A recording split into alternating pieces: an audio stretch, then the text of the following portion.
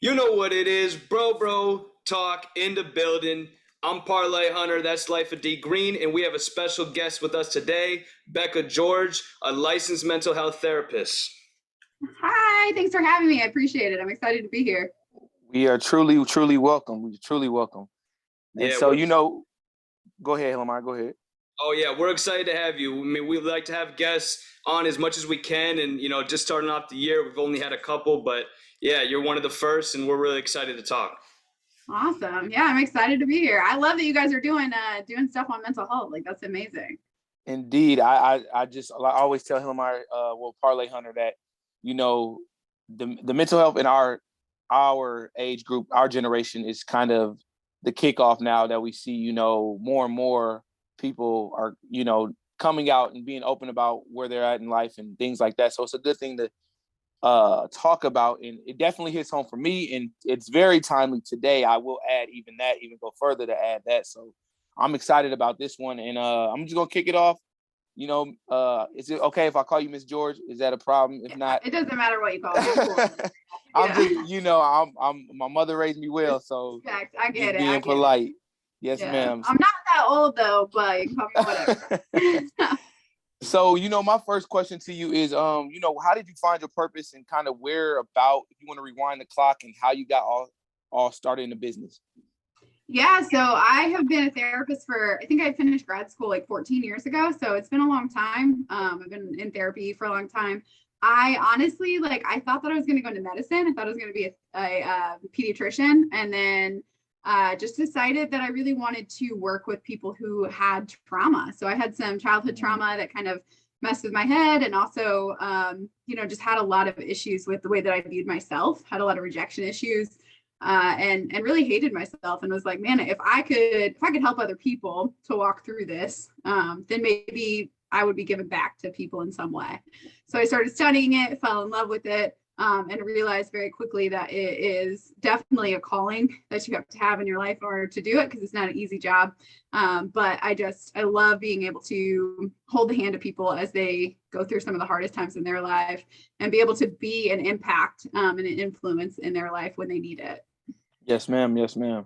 So, I'm always wondering, what are some of the hardest difficulties do you see in patients that are, fighting with their mental health? What seems to be like the hardest struggle that you see people go through to make a breakthrough?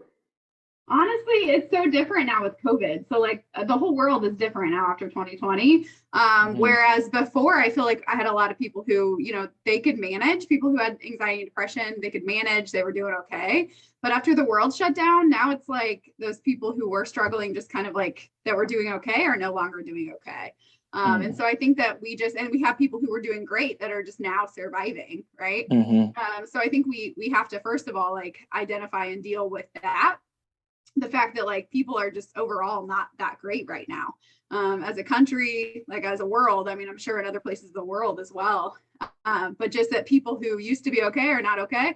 And also, I think there's a lot of fear that the world will shut down again, because the things that I taught people to do for years, especially in addiction and any kind of healthy coping, I taught people to do things like go to the gym, right? Or go hang out with friends, or go to the movies, things like that to cope.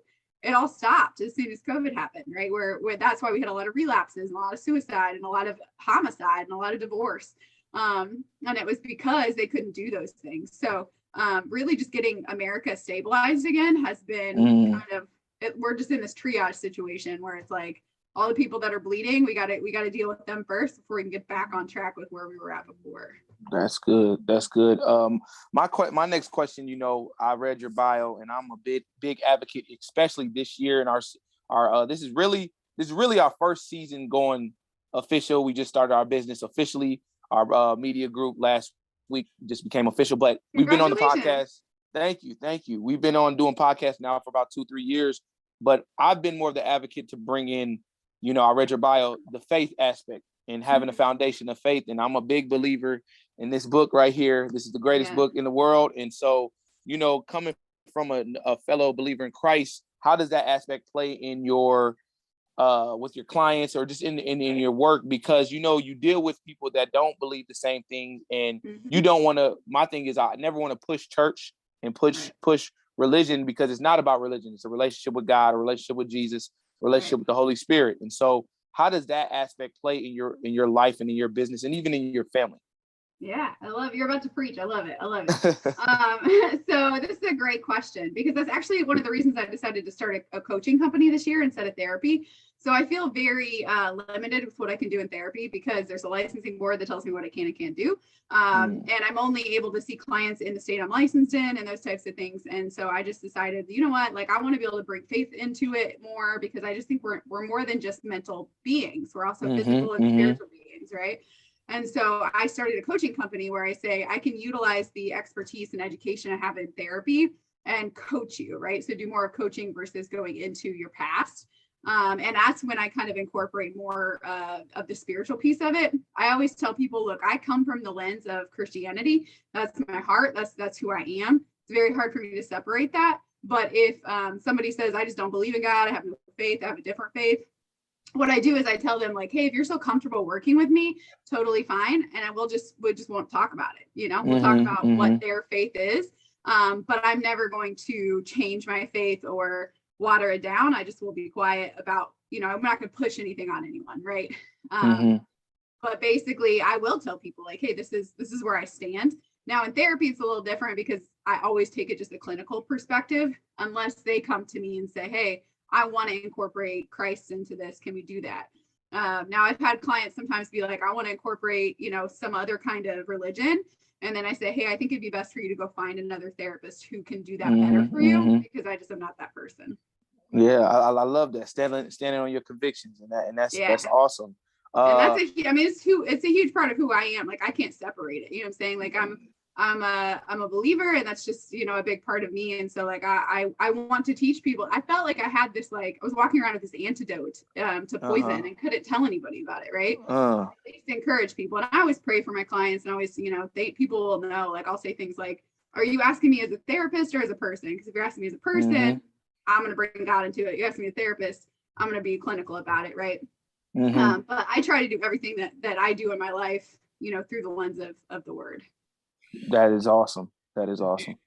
Do you find a lot of like similarities in the same difficulties of certain patients in the same age range or background, or, you know, anything like that? Do you find like a lot of similarities that seem to affect, like that you can kind of say like, well, I know someone who's gone through this, so it can actually, you know, if I kind of have seen this before, I think I can help direct you in a better path because of what I've seen before. Do you see similarities in a lot of patients, or are all your patients different? I mean, they're all different, but I definitely see things where I'll be like, oh, well, this tends to be something we talk about a lot. Like I would say 90% of my clients say they have trouble with boundaries. I like being able to communicate what their boundaries are with people, right? Or like I would say probably 75% of my clients have trouble with anxiety. That's just a major thing that's going on right now. Like we're just anxious about what is happening in the future, right?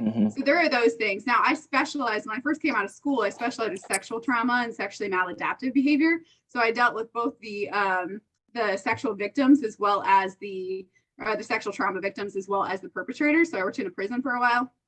And those are the kind of things where I saw like the same type of thing all the time, because I was in a specialization, as well as like when I've done addiction, I worked in an addiction center for a while. So obviously I dealt with like a lot of similar people who had similar issues. But now it's kind of a gamut of everything. Like I might have one client who comes to me for marriage counseling, and a few minutes later, they're coming to me for depression. A few minutes later, it's for personality disorder, right? So it's a little bit of everything. But as humans, I think we all struggle with some of the same core things for sure. Got you. You just talked about some. I want to I like to be vulnerable on the show as well. We all are. This is a real get down, get kind of, I'm gonna say dirty, but you know, very like mental health checks every week. Yeah. We try to do that on every Wednesday as well with our show and stuff. But I love that.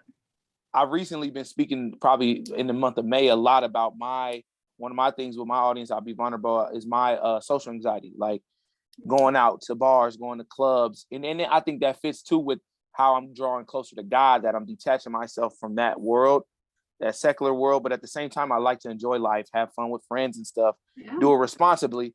But, you know, have you seen, or do you have patients similar to that deal with social anxiety, and how can you because I know I'm not the only one. I've spoke to many people about this. I talked to Parlay about this as well, and I think a lot of people deal with it. A lot of people don't want to admit it though, and they'll put themselves in this situation, and it becomes a habit and a lifestyle where now you're 8 years, 10 years later. I'll be 29 next week, but you know, people have been partying since college, and now they're 35, and they're trying to figure out where they went. You know, so Right. my question to you is, how do you deal with social anxiety? Yeah, so there's a lot of social anxiety right now, and I would say it's increased a lot since COVID because people were inside for 2 years, and now it's like Mm-hmm. people forgot how to have conversations, people forgot how to be around people. They're anxious about getting sick. I mean, all kinds of things with social anxiety, right? And so, you know, obviously, like it is not something that happens overnight. So you just want to kind of let go of that pressure of like tomorrow I'm going to be better, right? Because it's not something that happens overnight. But one thing I always say is try to figure out like a person or a place that feels safe for you and start there. So like, you know, if there's a place that you're like, okay, it's less uncomfortable for me to go to a place that maybe has 5 people or 10 people instead of like a concert. So start Mm-hmm. small and then take someone that feels kind of like home to you. So someone who feels, you know, that is kind of like a person that makes you feel safe. Take them with Mm-hmm. you and create those memories to say like, okay, I can do this, right? And this is a way in which I'm doing it. And when I'm uncomfortable, I have a way out. So create a plan of how to get out whenever you feel uncomfortable.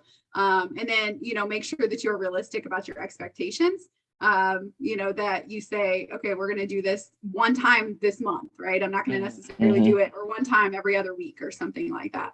And so just, you know, try to start small and go from there. Got you. Appreciate that. Yeah. Um, And then also your breathing. Sorry, you're getting your breathing under control. If you can like control your breathing, it can also be helpful. Like do some breathing exercises before you go in. Got you.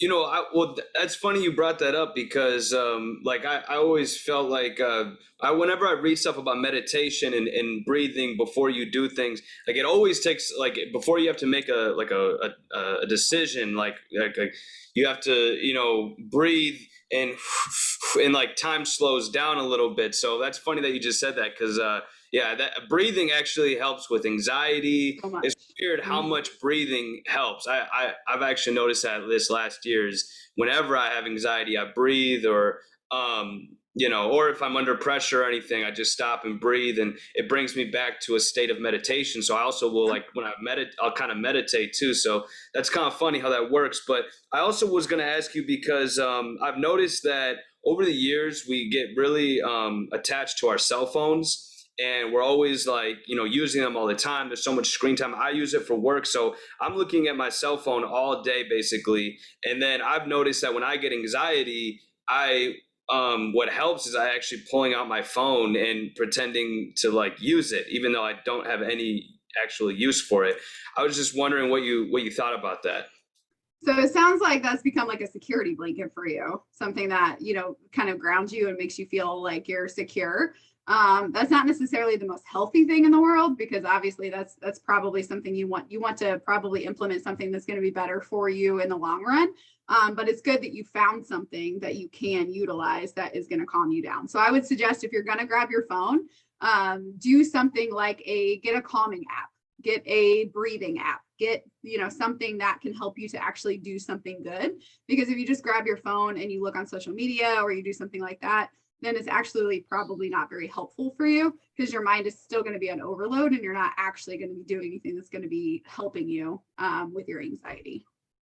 Yeah, it's like a double-edged sword because I actually feel like I want to get away from my phone whenever I can now because of that reason that I have like this weird attachment or this feeling to it. So, but yeah, no, it's interesting. I think you know, are there any other like ideas that could be like a healthier safety blanket that you'd say? Yeah. So have you ever tried like grounding techniques, like where you get like maybe go outside barefoot and you feel like the dirt in your feet, or you get something cold and just hold it in your hand, or you get some sour candy and like put some sour candy in your mouth, something that kind of reminds you of like, I'm safe, this is where I'm at, and I need to be in the present moment. Because what happens with anxiety is a lot of times we spend our time in the future of what could be happening, right? Or like what potentially might happen. So if we do grounding techniques, it reminds us like I'm here in this moment. And then you can go into the breathing. So you can go into breathing because when we control our breathing, our body tells us like we're safe, we're okay. You know, so controlling your breathing, doing something called like progressive muscle relaxation, which is like where you lay down and you go through each part of your body and you tense up your muscles really tightly on each section for 10 seconds, and then you release them. That way it teaches you to recognize also like what is going on in your body. And it teaches you to recognize how to release that tension in that particular area of our body.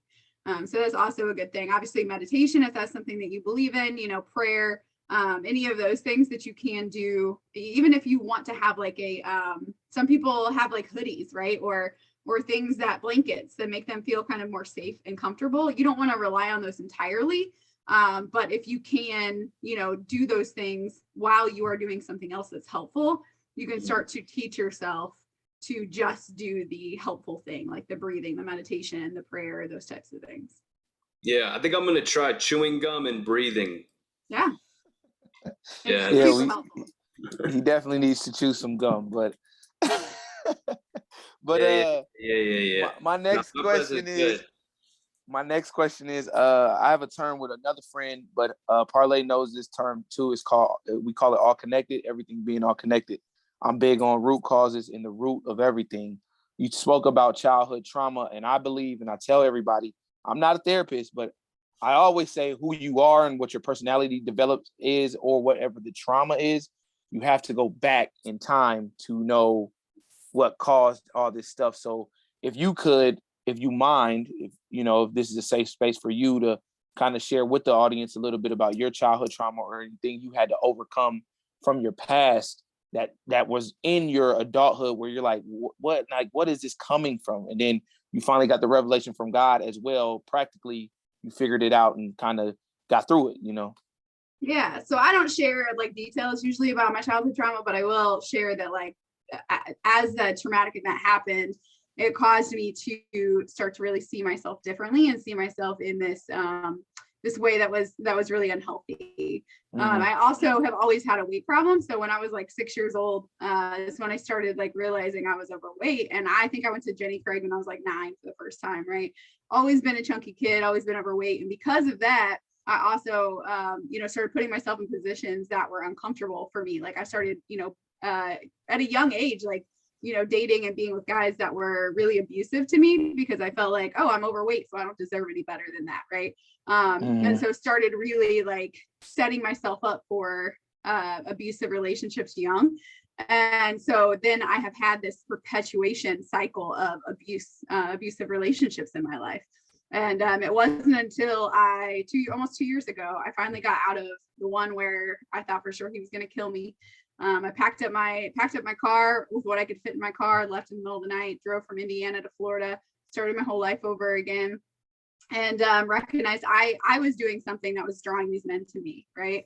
And so I went to therapy myself. I started going to therapy. I started going to coaching. Got back into church, did all of those things and worked on myself. I didn't date for the last 2 years, and just really have like worked on myself. I've lost 100 pounds in the last year, and that was all because, yes, like recognizing that I deserve it. Right. Yes, ma'am.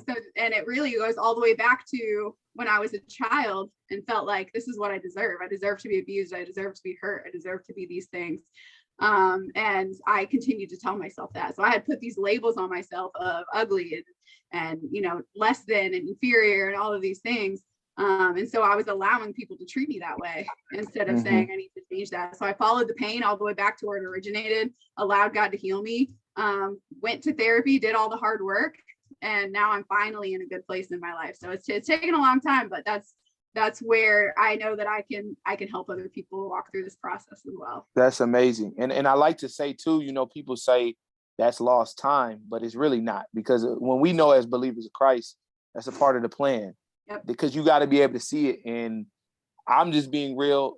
Parlay knows, my audience doesn't really know, man, I've been through hell and back within the last 6 years. My stepfather, who was close to me, died in 2016. But these last 2 years of I graduated college in 2019.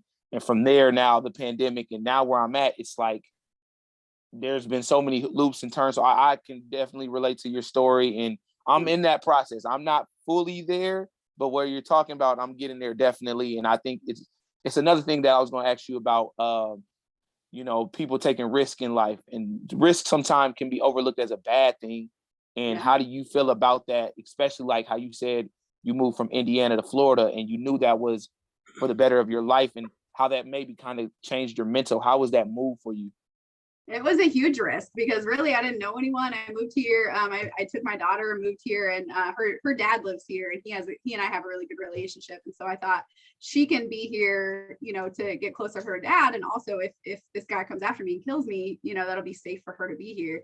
And honestly, it was a really scary thing for me though, because I was like, the only people I know in this whole state is my ex-husband and his wife. And that's like a little awkward, right? So I was like, I don't know how this is going to work. I don't even know how I'm going to really make money. Like I had just started to practice online and I didn't really know how I was going to make money, but I knew that God was my provider and he was my source.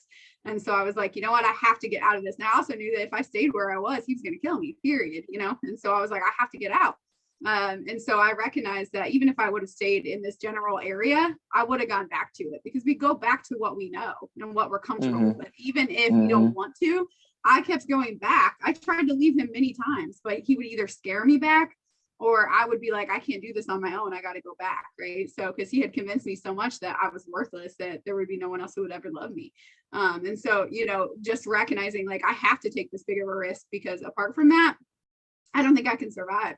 So when I first got here, I was like, I don't know what I'm going to do. I have to buy all new furniture. I didn't have any money, you know, like it was, but God just like set it all up for me. And it was just like one thing after another where I was like, I don't know how this is happening, but here we are. And it's actually been the most healing thing I could have ever expected, like being close to the water. I go to the beach all the time, and, you know, just being able to recognize that like I got out and started a whole new life. And, you know, I had lost most of my friends in that time, because abusive relationships do that. And so I have to create a whole new friendship and all of that. But it was the time where I was able to be quiet and heal instead of throwing myself into something else and ignoring it and pretending like it wasn't there. That's amazing. That you don't even know. You don't know, Miss Jordan, how much that just helped me. I'm serious. Good. You just You got to take the risk sometimes. Yes, ma'am. You know? I mean, the big steps are the things that are worth it. If I would have stayed in Indiana, I know I would have ended up back with him. And I probably wouldn't even be here today, honestly. So like, it's just not like on this world, you know? So like, it's just not, it's, you got to take the big steps, you know? Yes, ma'am. When you have people who like suffer with loss and losing someone, how do you feel that you know, what do you like suggest that helps that kind of pain and whatnot? Man, grief is so hard. I have several clients right now who are really grieving the loss of people in their lives. And you know, I always say like, you know, to make sure you feel whatever feelings come up, right? So a lot of times, especially for men, you guys are taught at a young age to kind of shove those feelings down and ignore, like act like they're not there, and that's not fair. And so I always say, like, make sure you feel whatever it is you feel, and don't feel guilty about that. Grief is always going to come in waves, you know, and they call it waves because it literally is. Sometimes it's very chill, like a wave, and other times it's like it crashes and kills you almost, you know. And so recognizing that there are going to be some days where it just hits you out of nowhere. Also trying to identify your triggers. So obviously there's going to be days where, let's say you lost, you know, a loved one, like a spouse. There's going to be days you walk by somebody and their cologne smells like it, or their perfume smells like them, and you automatically go back there and you didn't expect it. But there are those things that, you know, trigger you, like their birthdays, their Christmas, their, you know, the holidays. Like, try to set yourself up for success on those things. Don't let the date of death, you know, don't let yourself be alone, right? Reach out and ask for help. Do those things that you can to set yourself up for success as much as possible. And then the last thing is just try to memorialize them and honor them as best as you can. So if they have, you know, if somebody has died, you know, really trying to be like, okay, how can I honor them as best as I can to teach other people about who they were and love on them still, without, you know, them being here. And so sometimes that can be really helpful for people. The hard thing is when people are grieving the loss of someone who isn't dead, right? So like a divorce, or the loss of an expectation, or the loss of something, a hope that they thought they had, in which case those are more of just, you got to let yourself feel it, and, you know, let yourself process it, and then, you know, try to find a way to cope with it. That's good. My last question to you is on a lighter topic. Obviously, we always want to get to this point, but relationship advice. What would you give for a man and a woman, single, married, or, you know, just dating, courting, and trying to figure the things out. What are the vocal points for both sides that you have to bring to the table for it to be a successful relationship? Yeah, so the first thing is really just like asking a lot of questions. We forget to ask questions of each other. We don't ask questions of ourselves, we don't ask questions of each other. So I always say, as a therapist, especially as a marriage counselor, when I do marriage counseling, I'm like, my job is to teach you guys to ask each other the right questions. So ask questions like, am I loving you well? Am I supporting you well? Is there something else you need from me? Because maybe I feel like I'm loving you and you don't feel like I'm loving you at all, because I'm sitting here trying to love you with my words, and my love language is physical touch and words, right? So maybe I'm trying to like touch on you and tell you I love you, and you're like, that means nothing to me. I want you to, do acts of service, which is like, do the dishes or make me dinner. So I'm trying to teach you or trying to show you that I love you, and you're saying like, I don't feel that love, right? So making sure you ask each other questions. Am I serving you well? Am I loving you well? Is there anything you need from me? And then also identifying what you need, to be able to really express, this is how I need loved. Some people don't know how they need loved, in which case, how am I supposed to love you if you don't know how I'm supposed to love you, right? Like if you can't teach me how to love you, I don't know how to love you, right? So doing that, and then also doing the hard work to take care of your ish from the past, right? So, rejection. I told you rejection was a big issue for me for a long time. So I would bring that into a relationship, and I would then, have all of these insecurities right out the jump, like right out the gate, of like insecurities, because I hadn't dealt with my rejection issues. So if I don't deal with that and I go into a new relationship, same with like daddy issues, mom issues, any kind of issues that you have as a child or that happened to you in previous relationships, if you don't deal with it, you enter into a relationship, even if it's with a different type of person, you do the same kinds of patterns of behavior. So really looking at that and fixing your own self so that you can be in a healthy relationship. Got you. Appreciate that. Appreciate that. Yeah. Thank you. We really appreciate you coming on the show. Or I'll close this out. Really appreciate it. I'm Parlay Hunter, and we're brobro.com. That's Life of D Green. And Becca, if you want to leave any socials, any information that people can contact you, please give it away, and then we'll shut this down. Yeah, so you can find me on Instagram at Sheer Vision Coaching. So it's SHEAR Vision Coaching. I'm a lot more active on Facebook. You can find me on Facebook, which is Becca George. So it's BEKAH George. Also, you can go to my website, which is sheervisioncoaching.com. If you put in the contact, if you put in the little section that says to contact me, that you heard about me on this podcast, I'll give you like a free 30-minute session with me just to chat with you and see how I could potentially help you. I can't take therapy clients outside of the state I'm licensed in, but I can do coaching, which is very similar. So just throwing that out there. Would love to connect with anyone, say hello, make new friends. So thanks for having me. All right. We appreciate you.